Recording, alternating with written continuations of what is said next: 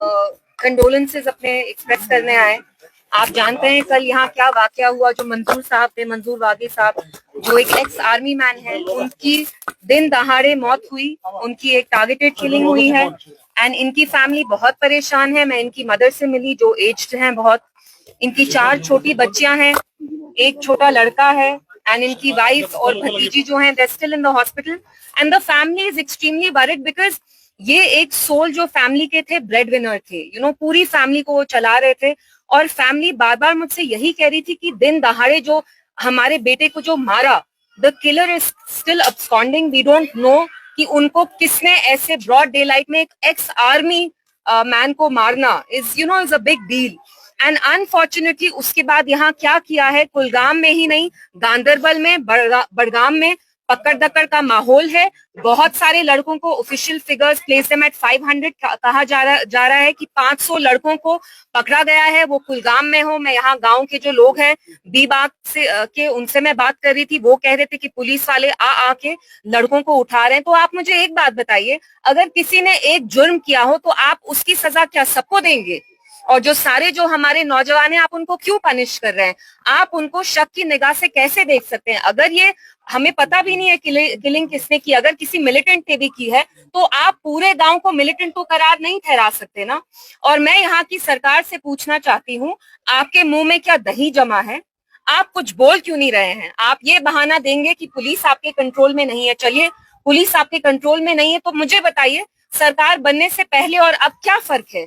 क्योंकि पहले भी हम देखते थे ये पकड़ धकड़ का माहौल था, प्रॉपर्टीज अटैच की जाती थी, फलाना कोई मिलिटेंट के साथ उसका कोई पुराना मतलब फैमिली रिलेशनशिप हो, उसकी प्रॉपर्टीज सीज की जाती थी, लड़कों को उठाया जाता था। सरकार बनने के बाद भी 500 लड़कों को एक दिन में कुलगाम, बड़गाम, गांधरबल से उठाया। तो मैं सरकार से पूछना चाहती हूँ, जब एलजी साहब की एडमिनिस्ट्रेशन थी तब भी यही था, अब भी यही है, तो आपको लोगों ने इतना भरी मैंडेट क्यों दिया? इतनी भारी अक्सरियत से लोगों ने आपको इसलिए लाया ताकि आप ये पकड़ धकड़ का माहौल बंद करें, लेकिन आपके मुंह में तो दही जमी है, आप तो कुछ बोल भी नहीं रहे हैं। सो this is highly responsible even on the governments part. और जो यहाँ एडमिनिस्ट्रेशन है, एलजी एडमिनिस्ट्रेशन है, मैं उनसे पूछना चाहती हूँ कि क्या यहाँ सब मिलिटेंट हैं? क्या आप सबको शक की निगाह से क्यों देख रहे हैं? मैम, आज आप इनके घर आई, इंसाफ दिलाने के लिए क्या किस प्रकार की मदद करेंगे? सबसे पहली तो मेरी गवर्नमेंट से ये रिक्वेस्ट होगी कि ये इंक्वायरी होना चाहिए, प्रोब होना चाहिए कि ये दिन दहाड़े जो इनकी मौत हुई तो वो कैसे हुई, किसने की, why is the culprit still absconding. और मैं यहाँ की जो एडमिनिस्ट्रेशन है, जो एनसी सरकार है, उनसे मैं ये सवाल पूछना चाहती हूँ कि आपके मुंह पे ताला क्यों लगा है? पिछले 24 आवर्स में कुलगाम में ही नहीं, बड़गाम में, गांधरबल में जो छोटे छोटे लड़के हैं उनको उठाया जा रहा है। तो मैं यहाँ गवर्नमेंट से पूछना चाहती हूँ कि यहाँ क्या सब लड़के मिलिटेंट हैं? क्या कोई किसी का रिश्तेदार है किसी मिलिटेंट्स के साथ, किसी कोई इनडायरेक्ट लिंक हो, by being related to them, आप सबको मिलिटेंट करार ठहरा रहे हैं, सबको आप शक की निगाह से देख रहे हैं। तो दिस इज एब्सोल्युटली रॉन्ग। और मैं यहाँ की जो एनसी गवर्नमेंट है उनसे पूछना चाहती हूँ, जो आपको इतनी भारी अक्सरियत से लोगों ने यहाँ लाया, आपके मुंह में क्या आज दही जमा हुआ है?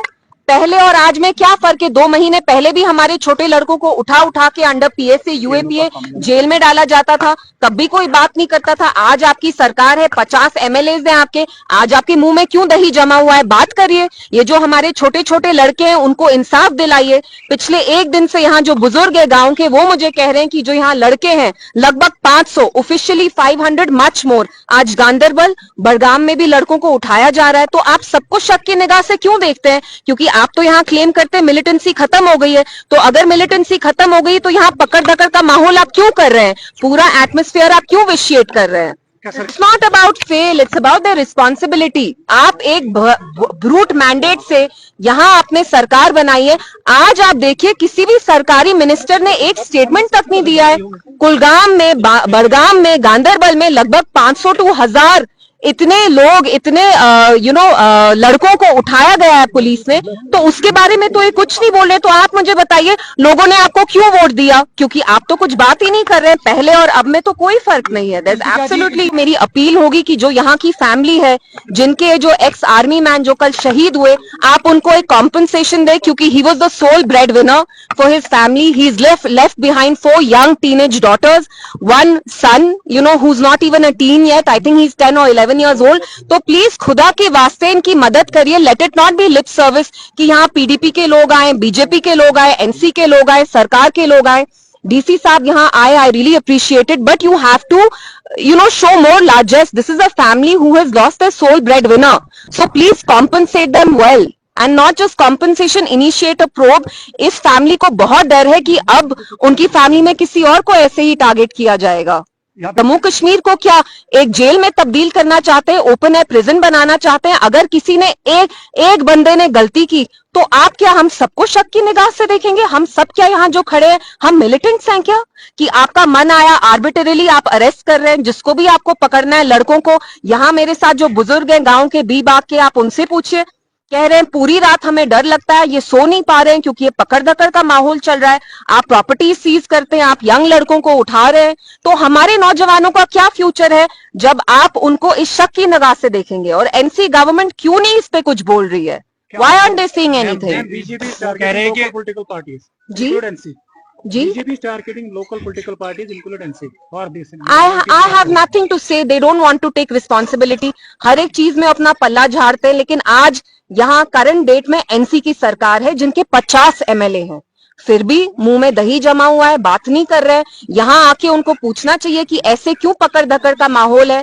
जिन नौजवानों ने एनसी को ठकाठक वोट डाले उनके साथ अब ये सिला दिया जा रहा है, ये सिला कर रहे हैं कि आप उनकी लाइफ प्रोटेक्ट तक नहीं कर पा रहे हैं. उनको जेलों में भरा जा रहा है, उनको पुलिस आके गांव में ले जा रही है, कुलगाम, बड़गाम, गांधरबल.